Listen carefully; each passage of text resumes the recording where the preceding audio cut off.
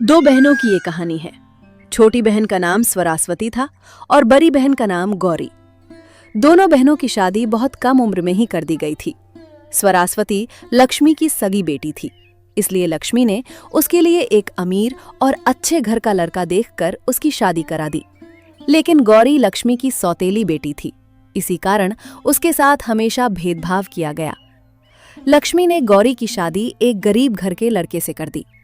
मां होते हुए भी लक्ष्मी के दिल में अपनी सौतेली बेटी के लिए वो ममता और अपनापन कभी नहीं रहा, और यही बात आगे चलकर दोनों बहनों की जिंदगी में बड़ा अंतर पैदा कर गई। तो बेटी स्वरास्वती, आज तू वापस अपने ससुराल चली जाएगी। तेरे जाने के बाद मुझे तेरी बहुत याद आएगी बेटी। अरे माँ, कोई बात नहीं। वैसे भी मैं आपके पास आती जाती रहूंगी। आप इतनी चिंता क्यों कर रही हैं? और फिर मैं अभी नहीं जा रही हूँ। शाम को आपके दामाद जी मुझे लेने आएंगे। वैसे माँ, इन्होंने मुझे अभी ही घर जाने को कहा था। उन्होंने बताया कि उन्हें काम पर जाना है, इसलिए मुझे अकेले ही जाने को कहा है। अरे गौरी, तुझे किसने रोक रखा है? जब तेरे पति ने तुझे जाने को कहा है तो चली जा। वैसे भी तू रहे या न रहे, मुझे कोई फर्क नहीं पड़ता। आखिर तू है ही तो एक लावारिश। माँ ने बिल्कुल सही कहा दीदी। वैसे भी आपके पति तो मजदूरी करते हैं, उस गरीब से भला क्या उम्मीद की जा सकती है? वो आपको लेने कैसे आ पाएंगे? बेहतर है आप अकेले ही चली जाइए। स्वरास्वती, तुम ऐसे मत कहो। वे भले ही मजदूरी करते हों, लेकिन मेरे दिल में वे बहुत अमीर हैं, तुम्हारे पति से भी कहीं ज्यादा। गौरी की इस बात में गहरा आत्मविश्वास झलक रहा था। ये सुनते ही लक्ष्मी को बहुत गुस्सा आ गया और उसने कठोर स्वर में कहा, तेरी जुबान आजकल बहुत चलने लगी है गौरी। तू मेरी बेटी से इस तरह बात कर रही है। अभी यहाँ से चली जा। तेरे पति तुझे लेने तो आएंगे नहीं, इसीलिए तू अकेले ही निकल जा, नहीं तो देर हो जाएगी। ठीक है माँ, मैं चलती हूँ। आप अपना और पिताजी का ख्याल रखना। गौरी ये कहकर अपने ससुराल की ओर निकल पड़ी।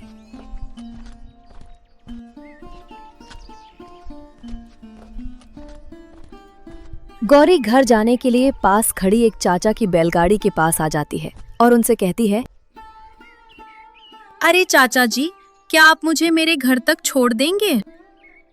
अरे बेटी, मैं तो यहाँ लोगों को उनके लक्ष्य स्थान तक पहुंचाने के लिए ही खड़ा हूँ। वैसे बेटी, तुम्हारा घर यहाँ से कितनी दूर है? चाचा जी, मेरा घर ज्यादा दूर नहीं है। बाजार के उस पार पहुँचते ही मेरा घर आ जाएगा। तकरीबन आधे घंटे से थोड़ा पहले ही हम वहाँ पहुँच जाएंगे चाचा। अच्छा तो बेटी, चलो बैलगाड़ी में बैठ जाओ। मैं तुम्हें घर तक पहुंचा देता हूँ, और उसके बाद आज के लिए मैं भी अपने घर चला जाऊंगा। चाचा के ऐसा कहने पर गौरी बैलगाड़ी पर बैठ गई और चाचा ने भी बैलगाड़ी आगे बढ़ा दी। कुछ घंटे बाद रघुनाथ यानी सरस्वती और गौरी के पिता बाजार से घर लौट आए।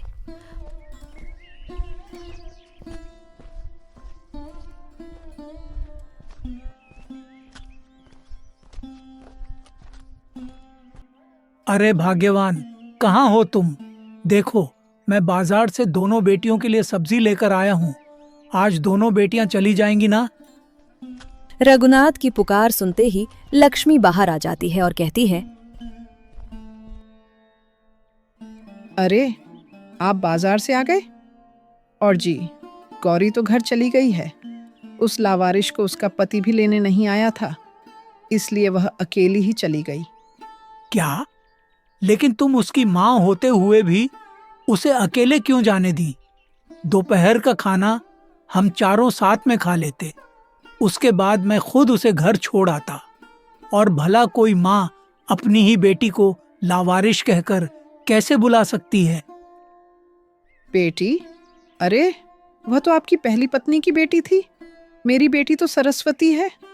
मैं भला कब से उस लावारिस की माँ बन गई? क्या अब बेकार की जिम्मेदारियां भी मेरे ही सिर मढ़ी जाएंगी? अरे भाग्यवान, मानता हूं कि गौरी तुम्हारी सगी बेटी नहीं है, लेकिन वह मेरे ही खून की औलाद है। अगर तुम उसे माँ का थोड़ा सा प्यार दे दोगी तो क्या सच में तुम्हारा कुछ बिगड़ जाएगा? अरे जी, ये सब बातें आपको समझाकर भी कोई फायदा नहीं। आप जरा बाजार का सामान मुझे दे दीजिए, मैं रसोई में जाकर खाना बनाने लगती हूँ।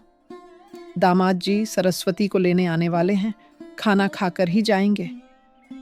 लक्ष्मी ये कहते हुए रघुनाथ से बाजार का ठेला लेकर रसोई की ओर चली गई। पता नहीं भाग्यवान की ये भेदभाव भरी जिद आखिर कब खत्म होगी।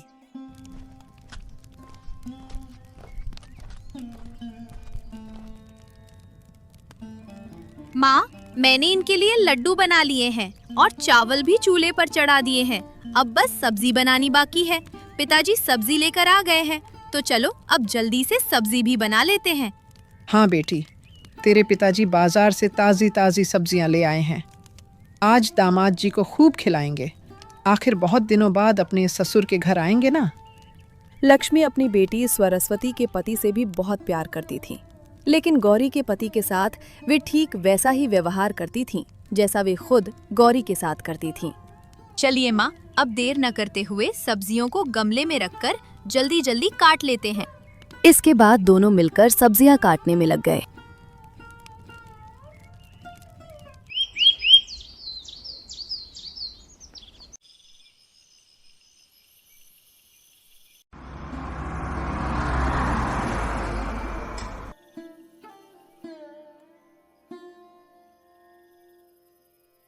अरे रोहित बेटा, तुम तो शाम तक आने वाले थे, फिर इतनी देर कैसे हो गई? रास्ते में कहीं कोई तकलीफ तो नहीं हुई ना? अरे नहीं पिताजी, मुझे कोई तकलीफ नहीं हुई। बस कुछ काम की वजह से थोड़ा देर हो गई, इसलिए मैं एक रिक्शा भाड़े पर लेकर आ गया हूँ। दोनों की बातों के बीच लक्ष्मी बाहर आ गई।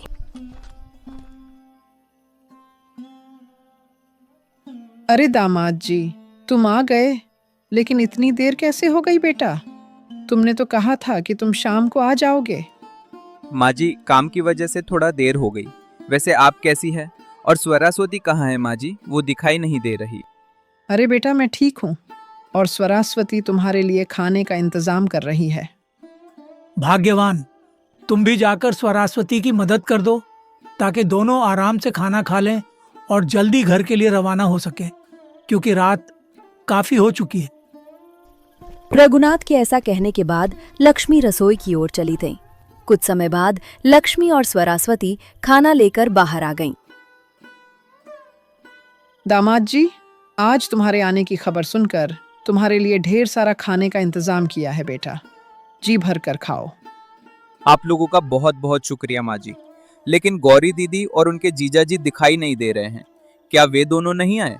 अपने पति की ये बात सुनकर स्वरास्वती गुस्सा हो जाती है और कहती है, अरे जी, इस समय उन लोगों के बारे में पूछने की क्या जरूरत है भला?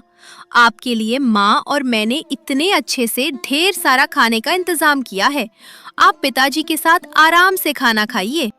स्वरास्वती की ऐसी बातें सुनकर रघुनाथ के मन में गुस्सा तो आया, लेकिन रोहित के सामने उन्होंने अपना गुस्सा जाहिर नहीं होने दिया। बेटे रोहित, ये सब बातें छोड़ो और पहले खाना खा लो। तुम दोनों भी रसोई में जाकर खाना खा लेना। उसके बाद देर न करते हुए रोहित और स्वरास्वती घर के लिए रवाना हो जाएंगे, क्योंकि काफी देर हो चुकी है। रघुनाथ के ऐसा कहने पर किसी ने कुछ नहीं कहा। रोहित और रघुनाथ खाना खाने लगे। दूसरी तरफ लक्ष्मी और स्वरास्वती भी खाना खाने के लिए रसोई चली गईं। कुछ समय बाद रोहित और स्वरास्वती रिक्शे पर बैठकर घर की ओर चल पड़े।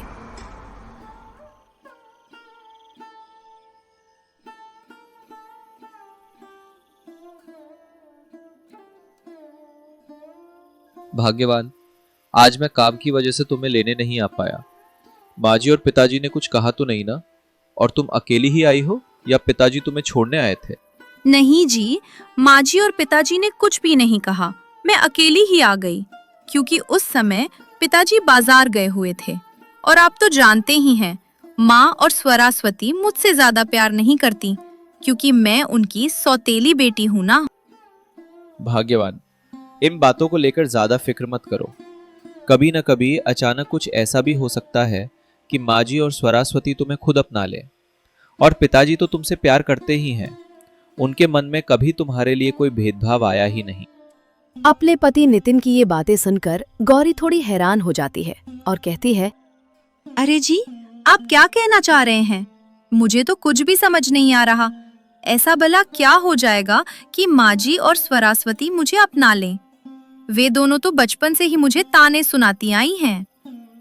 अरे भाग्यवान, तुम कुछ ज्यादा ही सोच रही हो। इतना सोचने की कोई जरूरत नहीं है। कभी ना कभी सब ठीक हो ही जाएगा। और इन 2 दिनों में तुम घर पर नहीं थी, इसलिए घर का सामान भी खत्म हो गया है। एक काम करते हैं, कल हम दोनों साथ साथ बाजार चलेंगे और घर की जरूरत का सारा सामान ले आएंगे। हाँ जी, ठीक है। लेकिन कल आपको काम पर नहीं जाना है क्या? अगर काम रुक गया तो पैसों की समस्या हो सकती है। नहीं भाग्यवान, कल कोई काम नहीं है। कल मैं पूरा दिन तुम्हारे साथ बिताऊंगा। इन 2 दिनों में तुम्हारी बहुत याद आ रही थी। अब तुम आ गई हो तो मुझे बहुत अच्छा लग रहा है। खैर, अभी वो सब बातें छोड़िए। आप दिन भर काम करके आए हैं, थक गए होंगे। मैंने खाना बना लिया है। चलिए पहले खाना खा लेते हैं, फिर सो जाते हैं। भले ही सौतेली माँ लक्ष्मी ने गौरी के साथ भेदभाव करते हुए उसकी शादी एक गरीब लड़के से करा दी, लेकिन नितिन बहुत अच्छा लड़का है। गरीबी भरे इस जीवन में भी दोनों एक दूसरे के साथ बहुत खुश रहते हैं।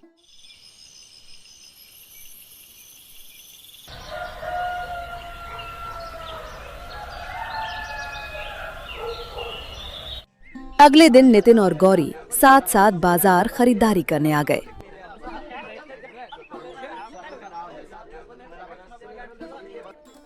इसी तरह बाजार में सामान खरीदते खरीदते अचानक गौरी की नजर बाजार के बीच अपनी छोटी बहन और उसके पति पर पड़ गई। अरे स्वरास्वती, तुम यहाँ कहाँ से आ रही थी? और रोहित, तुमसे भी कितने दिनों बाद मुलाकात हुई। बाकी सब ठीक ठाक चल रहा है ना रोहित? हाँ दीदी, ऊपर वाले की कृपा से सब कुछ ठीक ठाक ही चल रहा है। वैसे कल मैं भाग्यवान को लेने तुम लोगों के घर गया था, लेकिन आप और जीजा जी क्यों नहीं आए? अरे रोहित, अब तुझे क्या ही बताऊं। हम मजदूरी करने वालों को ससुर के घर जाने की फुर्सत कहाँ मिलती है। एक दिन भी काम न करे तो घर चलाना मुश्किल हो जाता है। इसी वजह से गौरी दिन में ही घर अकेली आई।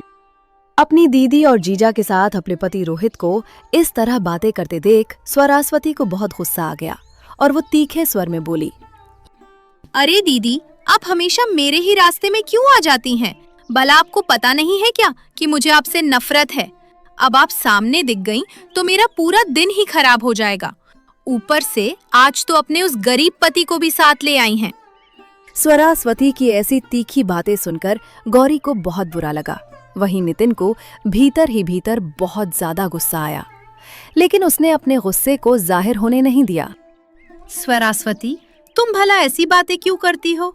आखिर तुम मेरी बहन हो ना, फिर मुझसे इतनी नफरत क्यों? बहन? तू कब से मेरी बहन हो गई भला? और वैसे भी तुझे कुछ कहने से कोई फायदा नहीं। अभी यहाँ बाजार के बीच तमाशा मत खड़ा कर और हमें शांति से खरीदारी करने दे। स्वरास्वती की ये बातें सुनकर गौरी को बहुत बुरा लगा। उसने कुछ कहे बिना अपने पति के साथ वहां से जाना ही बेहतर समझा और उधर स्वरास्वती भी अपने पति के साथ अपने रास्ते चल दी। ऐसे ही जब गौरी और नितिन घर की ओर जा रहे थे, तभी रास्ते में अचानक गौरी की नजर उन चाचा पर पड़ गई जिनके साथ वो कल ही माँ के घर से अपने ससुराल आई थी। अरे चाचा जी, आप यहाँ? और चाचा जी, आप इस तरह उदास खड़े क्यों हैं? अरे बेटी, अब तुझे क्या ही बताऊं। जब से वो रिक्शा चलने लगा है ना, तब से बैलगाड़ी में जाने के लिए सवारी ही नहीं मिलती। आज तो अभी तक एक भी सवारी नहीं मिली। घर में थोड़ा सा भी राशन नहीं बचा है। यही सब सोचकर मन बहुत उदास हो गया है। अब हम जैसे गरीब लोग तो वो नया रिक्शा खरीद भी नहीं सकते। अरे भाग्यवान, ये चाचा कौन है? मैंने तो इन्हें पहचाना नहीं। अरे जी, कल जब मैं घर आ रही थी तब इन्हीं चाचा जी ने अपनी बैलगाड़ी में मुझे घर तक छोड़ दिया था। अच्छा, वैसे भाग्यवान, इनकी हालत देखकर मुझे बहुत बुरा लग रहा है। और जैसा इन्होंने बताया कि आज इनके घर में थोड़ा सा भी राशन नहीं है, तो क्यों ना हम जो सामान अपने घर के लिए लाए हैं उसमें से इन्हें दे दें। इससे इनकी मदद भी हो जाएगी और हमारे लिए थोड़ा सा सामान रख लेंगे। अरे जी, आपने तो बिल्कुल मेरे दिल की बात कह दी। चलिए, हम अपने सामान में से इन्हें कुछ सामान दे देते हैं। चाचा जी, क्या आपके पास ठेला है? आप हमारे सामान में से कुछ सामान ले लीजिए। हाँ बेटी, मेरी बैलगाड़ी में हमेशा एक ठेला रखा रहता है। चाचा जी के ऐसा कहने पर गौरी ने अपने ठेले से कुछ सामान निकाला और आदरपूर्वक चाचा जी को दे दिया। बेटी, तुम दोनों का दिल सच में बहुत बड़ा है। तुम दोनों का दिल से बहुत बहुत शुक्रिया। अगर आज तुम लोगों ने मेरी ये मदद न की होती तो शायद आज घर पर सभी को बिना खाए ही रहना पड़ता। तुम दोनों का एक बार फिर से बहुत बहुत धन्यवाद। अरे चाचा जी, धन्यवाद की कोई ज़रूरत नहीं है, ये तो हमारा फ़र्ज़ है। वैसे चाचा जी, अब हम चलते हैं, आप अपना ख्याल रखिए। ऐसा कहकर गौरी और नितिन अपने घर की ओर चल पड़े।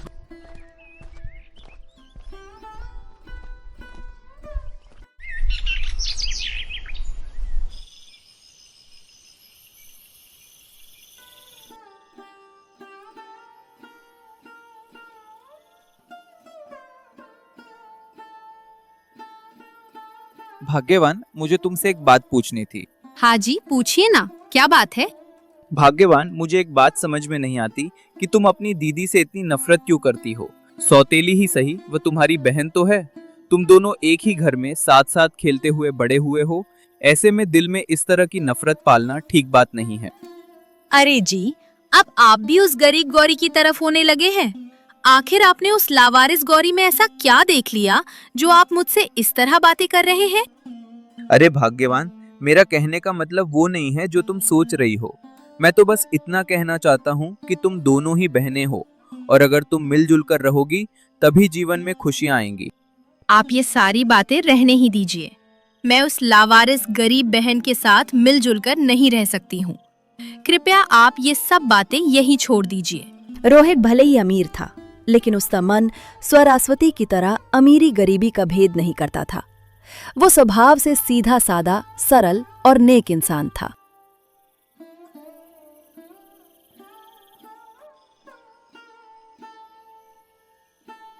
रघुनाथ अकेले चारपाई पर हाथ बांधे बैठे थे और मन ही मन खुद से बातें कर रहे थे। पता नहीं भाग्यवान और स्वरास्वती गौरी से क्यों इतना नफरत करती हैं। सौतेली हुआ तो क्या हुआ, वह भी इसी घर की बेटी है। आज जो मैंने बाजार जाते देखा, उसके बाद तो स्वरास्वती ने हद ही कर दी। सबके सामने बाजार में अपनी दीदी से वैसा व्यवहार कौन करता है भला। अब ऐसे और नहीं चलेगा, मुझे नितिन से मिलकर अच्छे से बात करनी पड़ेगी।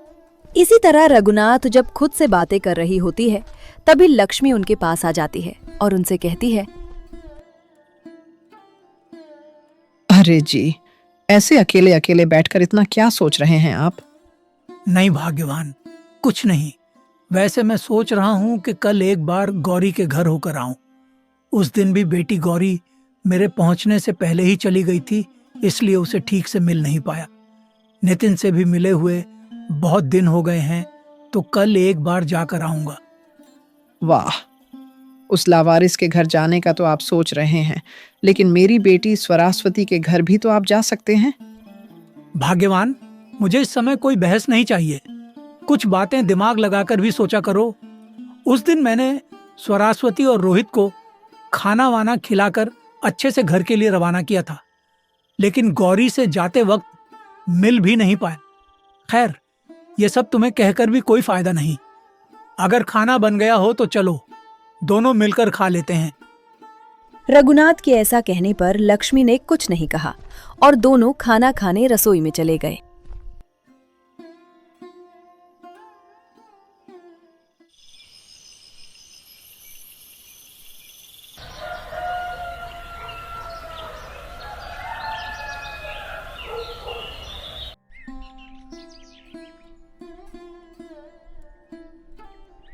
शांत भरी सुबह थी। चारपाई पर नितिन बैठा हुआ था, उसके पास चाय का कप। तभी गौरी नितिन के पास आ जाती है।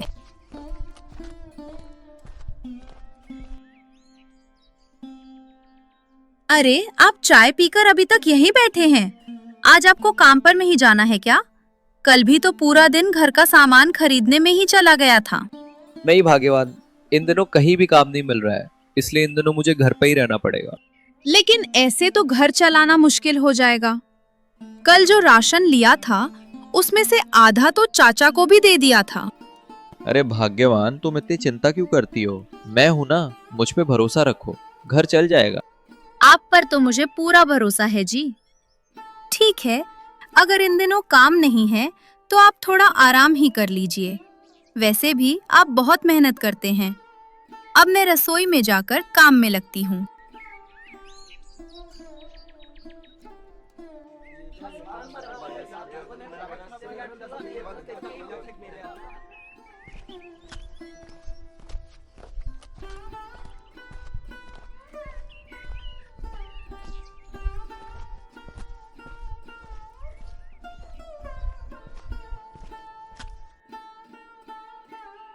अरे पिताजी, आप ऐसे अचानक? हाँ नितिन बेटा, कुछ परिस्थितियां ऐसी बन गईं कि अचानक आना पड़ा। वैसे गौरी बेटी कहाँ है? रघुनाथ के ऐसा कहते ही गौरी बाहर आ गई। अपने पिताजी को देखते ही वो खुशी से भर गई और बोली, अरे पिताजी, आप कब आए और माँ को साथ क्यों नहीं लेकर आए? वो बेटी, उस दिन तू मेरे घर पहुंचने से पहले ही चली आई थी, तो तेरी बहुत याद आ रही थी, इसीलिए तुझे देखने आ गया। और रही बात तेरी माँ की, उनकी बात छोड़ो, मैं आया हूं ना। वैसे आते आते तुम्हारे लिए बाजार से कुछ सामान भी लेकर आया हूं। रघुनाथ ऐसा कहकर सामान का ठेला गौरी को दे देते हैं और फिर चारपाई पर बैठ जाते हैं। पिताजी, आप इनसे बातें कीजिए, मैं आप दोनों के लिए रसोई में जाकर चाय बनाती हूँ। ऐसा कहकर गौरी चाय बनाने रसोई में चली जाती है। बेटे नितिन, भाग्यवान और स्वरास्वती का भेदभाव और उनकी जिद दिन ब दिन जिस तरह बढ़ रही है, उसे देखकर मुझे चिंता हो रही है। मुझे लगता है कि अब हमें सब कुछ सबके सामने लाना ही पड़ेगा, नहीं तो भाग्यवान कभी गौरी को माँ का प्यार नहीं देंगे। एक तो वह सौतेली बेटी है, ऊपर से गरीब घर की बहू। कम से कम तुम्हारा सच जानकर भाग्यवान गौरी को बेटी का प्यार दे ही देंगे शायद। हाँ पिताजी, आपने बिल्कुल सही कहा। कल भी बाजार में मिलने पर स्वरास्वती ने भाग्यवान को बहुत सुनाया, लेकिन मैंने वहां कुछ नहीं कहा। आपके कहे मुताबिक अब सब कुछ सबको बता देने में ही भलाई है। और वैसे भी पिताजी ने जो समय दिया था वो भी लगभग खत्म हो चुका है, और अब मेरे अपने असली घर जाने का वक्त आ चुका है। तो बेटे, अब मैं यहाँ आ ही गया हूँ, तो कुछ देर यहीं रुक लेता हूँ। उसके बाद तुम और गौरी मेरे साथ हमारे घर चलना। फिर वहीं पर हम स्वरास्वती और रोहित को भी बुला लेंगे और तुम्हारा असली सच सबके सामने रख देंगे। मेरा मन कहता है कि तुम्हारी सच्चाई जानकर सब हैरान रह जाएंगे, और दूसरी ओर भाग्यवान व स्वरास्वती गौरी को भले ही अमीरी के लालच में ही सही अपना ही लेंगे। हाँ पिताजी, आपकी बात एकदम सही है। मैंने गौरी को बहुत करीब से देखा है। वो भले ही सबके सामने हंसती मुस्कुराती रहती है, लेकिन अपने मन में माँ और बहन के भेदभाव की जिद के कारण वो बहुत गहरा दुख लेकर बेचारी चुपचाप जी रही है। हाँ नितिन बेटे, मुझे सब पता है। गौरी बेटी को बचपन से ही इस भेदभाव भरी जिंदगी में जीना पड़ रहा है। इसी वजह से उस भेदभाव भरी शादी में भाग्यवान के घमंड को एक दिन तोड़ने के लिए मैंने तुम्हें देखकर गौरी की शादी कर दी। लेकिन अब समय आ गया है कि सारा सच सबके सामने आ जाए। इसी तरह जब रघुनाथ और नितिन बातें कर रहे होते हैं, तभी गौरी चाय लेकर आ जाती है। पिताजी, चाय पी लीजिए, और अगर आपको कोई दिक्कत ना हो तो आज यहीं रुक जाइए। वैसे भी आप बहुत दिनों बाद आए हैं। अरे बेटी, मैं तो अभी नितिन से वही बात कर रहा था। आज मैं यहाँ नहीं रुकूंगा, बल्कि तुम दोनों मेरे साथ हमारे घर चलोगे। लेकिन पिताजी, ऐसे अचानक क्यों? वहां जाकर तुम्हें सब कुछ खुद ब खुद पता चल जाएगा बेटी। रघुनाथ के ऐसा कहने के बाद सबने चाय पी। फिर रघुनाथ नितिन और गौरी को अपने साथ लेकर अपने घर की ओर चल पड़े।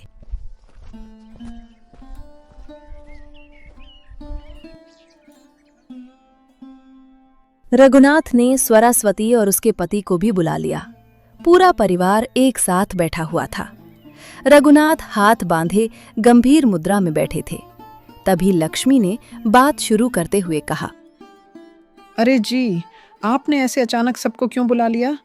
स्वरास्वती और रोहित को बुलाना तो ठीक था, लेकिन इन दोनों गरीबों को भी साथ क्यों ले आए? कहीं कुछ हुआ है क्या?